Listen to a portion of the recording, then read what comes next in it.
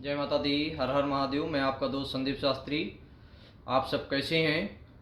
आज मैं आपको आचमन की सही विधि बताने जाता हूं। तो सर्वप्रथम अगर कहीं पर हम पूजा करने जाते हैं या पूजा में देखते हैं या कोई भी पूजन का कर्म करने जाते हैं तो सर्वप्रथम जो किया जाता है वो पवित्रीकरण के बाद पहला कर्म है आचमन का। तो जिस प्रकार हम अपने पात्र से जल लेते हैं और कहते हैं ओम केशवाय नमः केशव पुनातु, ओम माधवाय नमः माधव पुनातु, ओम नारायणाय नमः नारायण पुनातु। तो 3 बार जब जल लेते हैं तो जल को पीना होता है। तो जब जल को हम पीते हैं, पीने के बाद तो क्या करते हैं, बहुतेता हमने लोगों को देखा कि पीने के बाद उस जल को अपने ऊपर छोड़ लेते हैं। ऐसा बिल्कुल नहीं करना है आपको। ऐसा करने से क्या होता है, जब हम 3 बार जल का आचमन करते हैं तो जल को आचमन करते समय हम पीते हैं तो पीने के कारण वो जूठा हो जाता है और जूठा होने के कारण जूठे जल से हम आचमन बिल्कुल नहीं कर सकते हैं। अगर हम जूठे जल से आचमन करते हैं तो हम फिर अपवित्र हो जाते हैं। क्यों? क्योंकि आपके पंडित जी ने सर्वप्रथम आपको आचमन करवाया था और आचमन से पहले उन्होंने पवित्रीकरण किया था।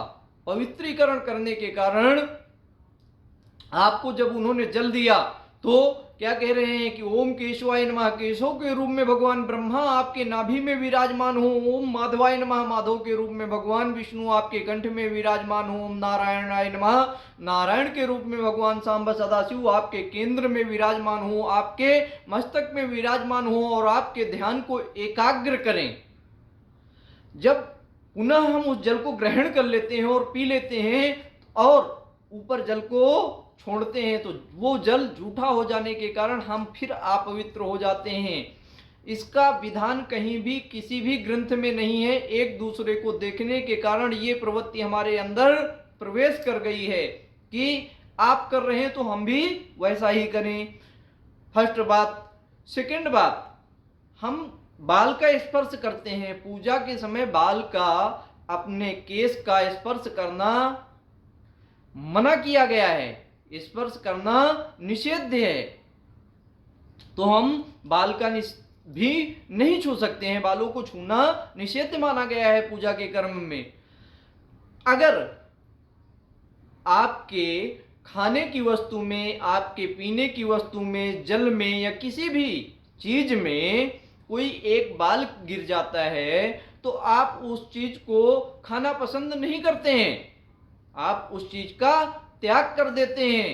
लेकिन आप जब भी आचमन करते हैं तो ऐसे करने के बाद ऐसे करते हैं। बहुत ऐसा मैंने लोगों को देखा है कि वो ऐसे जल का आचमन करते हैं या प्रसाद भी खाते हैं तो प्रसाद को भी खाने के बाद ऐसे कर लेते हैं, जो कि बिल्कुल सही नहीं है। क्योंकि इससे हमारे अंदर जो पंडित जी ने या आपके आचार्य ने, आपके गुरु जी ने आपको मंत्रों से अभिमंत्रित किया, आपके अंदर पवित्रता और सकारात्मक ऊर्जा, पॉजिटिविटी के लिए काम किया, वो आप निगेटिविटी में क्रिएट कर रहे हैं, जिससे कि आपका होने वाला लाभ, आपके रास्ते रुक जाएंगे और आपके जीवन में तमाम प्रकार की ऐसी कठिनाइयां आ सकती हैं। क्यों? आचार्य आपका कई बार नहीं ध्यान दे पाता है और जब वो ध्यान देता है तो कई बार अपने भी मन में संकोच आता है कि सामने वाले को टोकें तो कहीं ऐसा ना हो कि वो हमारी बात को गलत समझ ले, उस पर गलत मैसेज जाए या वो हर्ट हो जाए इस बात से। तो किसी भी ब्राह्मण या किसी भी आचार्य का ये मन नहीं होता है कि वो किसी को तकलीफ दे।